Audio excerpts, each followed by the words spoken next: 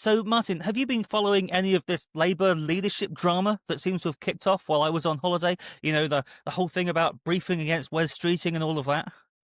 Okay, so I'll bite, James. Who's Wes Streeting?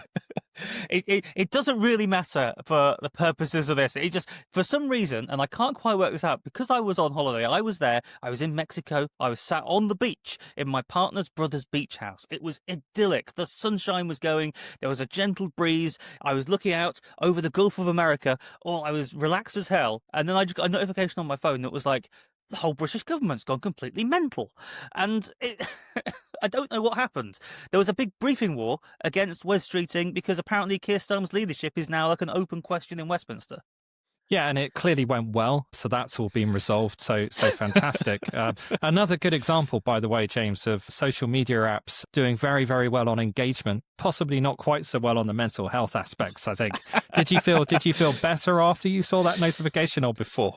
Yeah, I was pretty scared by it, Martin, because I've written the whole thing on my Substack about the leadership battle more generally, but I think that for all of the current government's faults, they're actually quite good in terms of sort of abundance coded ideas. There's a lot of good things happening, particularly around sort of housing and so on, and we've got it pretty good at the moment. So now the idea of changing it, the idea of shaking up the apple cart or whatever the expression is, and having someone new potentially come in, that seems a bit scary. And a really good example why is because of an announcement just the other day from Steve Reed, the current Secretary of State for, what is it, MHCLG, the Ministry of Housing, the Housing Secretary. That's who he is. He came out with a whole bunch of, I think, really quite good announcements.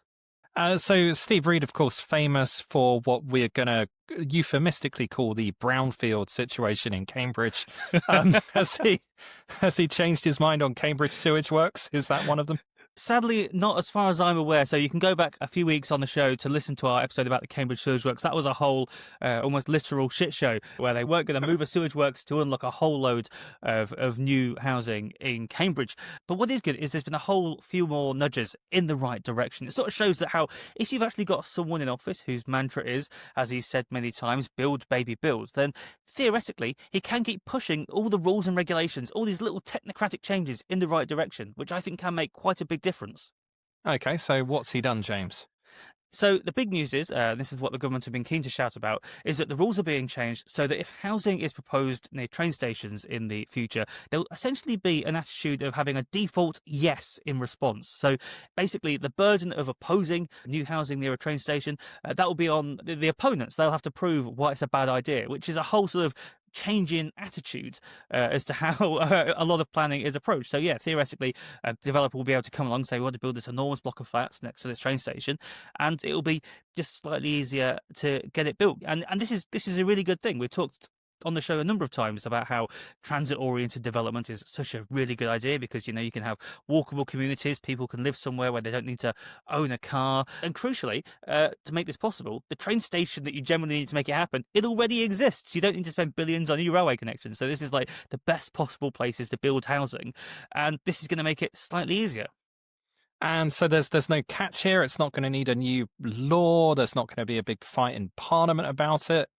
No, this is the best part, and this shows why the people in power does actually matter. So this is a big change that's going to come to the National Planning Policy Framework, the NPPF, which is basically a set of national planning guidelines that the Secretary of State can pretty much change how he likes. I'm sure it's slightly more complicated than that, and there's a sort of consultation layer to it. But like basically, it's this document, and he says, this is how we could think about planning, and this is how it's done. And they're going to update it. And apparently later this year, it's going to be all changed to be sort of more, quote, pro-growth and rules-based, which is nice. So there's no super duper details on this yet. We don't know exactly how close you'll have to be, but they do say it will be within, reasonable walking distance of a well-connected stations. So again, it's just nudging things in the right direction. Awesome. And so there's a bunch of things here, James. So other stuff as well? Yeah, so as press releases go, it was sort of quite packed, and you had to pass through quite carefully to work out all of the big things in there. So the other thing that I think is quite impactful is they're changing the call-in powers. So at the moment, you have a planning application, and when it's considered sufficiently important, the government in Westminster can, quote, call it in and basically take over the planning application from whichever local council is making the decision. So, like the Universal Theme Park near you, Martin, that we've talked about on the show, that's not going to be Bedfordshire County Council deciding whether there's a Harry Potter roller coaster or whatever, but the housing secretary will be doing that instead.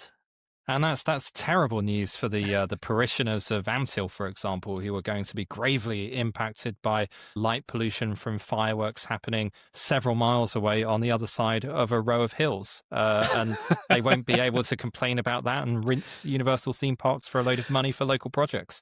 I love the fact we've been doing this pod for so long, Martin, now that we've got lore attached to everything we talk about. We can go, there's a previous show with a whole other absolutely mad story that people can go back and enjoy. We'll put a link to that in the podcast description. So basically, this whole regime is being changed for housing as well. So now Steve Reed has said that when there's a application for a development of more than 150 homes, the local council will have to basically tell central government, will have to tell MHCLG about it. So Steve Reed, or the housing secretary, can basically make a decision on whether to call it or not there and then, rather than wait for the whole process to play out and for there to be controversy. If Steve Reed sees a development that's been proposed and he just wants to take control of it, he'll know about it, so he'll be able to take it and speed things up straight away. Yeah, and that's a nice one for larger developments, I guess, as well. I imagine we'll see a lot of developments with 151 houses being built on them, because effectively it's pushing the bias towards getting smaller numbers of larger developments built rather than having lots of tiny piecemeal ones, which is good if you want to build 1.5 million houses in 4 years. Yeah, I think this is going to be a huge deal, especially because, like you say, building at that volume is what we're going to need to fix the housing crisis. And, I think I found some data from Lichfields. This was just me Googling around on my own, so please don't take this as gospel. But I found a fascinating PDF from Lichfields, who are like a planning consultancy of some sorts. And they basically listed hundreds and hundreds of developments around the country, which were all had the number of homes in the hundreds, or 150 plus and stuff like that. So, yeah, it sounds like this could really move the needle on that sort of thing if we've got a sufficiently motivated Secretary of State, and fingers crossed Steve Reed will continue to be motivated. Hopefully he's got a big approve stamp and he's just going stamp, stamp, stamp, stamp, stamp. I mean, that's the job that we would all love to have, isn't it, really? Oh man, give me that job. Just give me a fancy mahogany desk, some, those green lamps that you get in like films about law firms, and just a big pile of paper in like an in tray, a big massive stamp and an inkwell, and I'll just be like, stamp all day long. My God, that would be therapeutic. Well, this is completely tangential, but apparently in Japan, a lot of the government still does literally rely on the actual physical stamp to make stuff legally, like, actually happen. So a lot of Japanese government bureaucracy does require someone there with a physical stamp. So there's still a lot of stamping going on over there. But anyway, Martin, I've got one final thing for you that was announced this week. And this is another little planning nudge. And this was about statutory consultees. So again, this is something we've talked about on the show ad nauseum, because this is bodies like Natural England, the sort of organisations who have to be consulted when there's a big development proposed. Yes, friends of the pod, Natural England. Are they going to be out of the loop? Sadly not. They are still going to be consulted, though. I think the government are planning to try and sort of reform what they do. But they are, interestingly, proposing removing a bunch of statutory consultees from the planning process. So again, not Natural England, but 3 lesser-known bodies. So we've got Sport England, who tend to be the consultee on things like playing fields and things like that. There's the Gardens Trust, and then the Theatres Trust, which I hadn't heard of until I read about this. No, I'll be honest, I had no idea that actors were involved in the planning process. It explains a lot, but it's not something I was very familiar with. Yeah, apparently this is a real thing. So in the 1970s, the government were worried about the loss of all the theatres that were shutting down because, TV was happening. We didn't need as many theatres, and there was seemed to be a loss of these cultural establishments. So they set up the Theatres Trust to keep an eye on this. In the intervening years, at some point, it became one of these statutory consultees. And today, it's just another one of those sort of billion tick boxes that people need to fill in and consult with when they want to build stuff. But like, how does is Brian Blessed sitting in an office somewhere with a big pile of things and a pen, like checking off planning applications? Like, does this actually stop developments?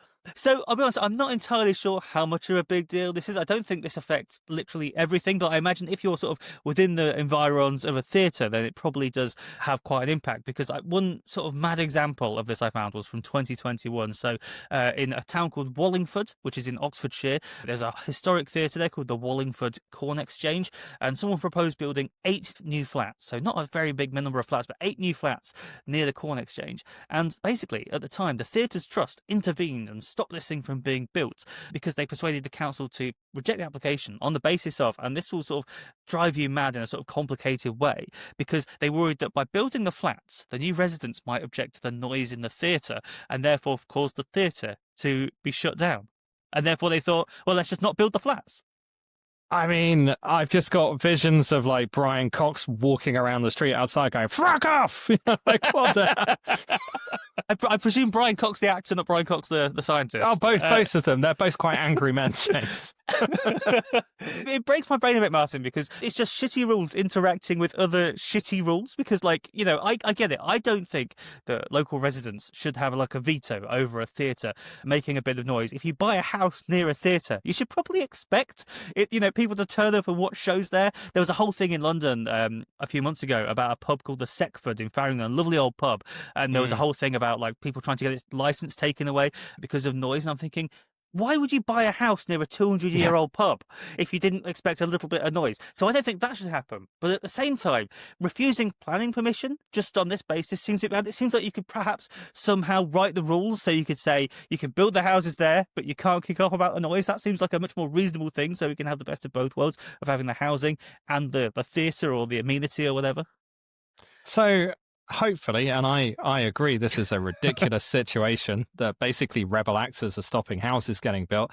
But we're going to stop this now, right? So this is actually going to be dealt with, and we're going to strike these off of the long list of objectives. So I hope so, but to determine what to do, Martin, about too many consultations, the first thing the government needs to do is launch a consultation. Oh, Christ almighty. Well, I can't wait to see the responses from BAFTA.